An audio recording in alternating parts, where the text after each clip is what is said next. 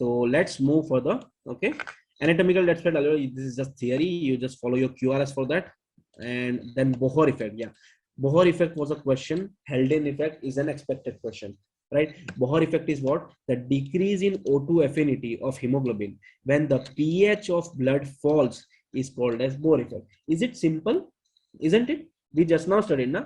On the tissue side. On the tissue side, tissue is working very hard and trying to secrete what? Secreting acid, trying to secrete CO2.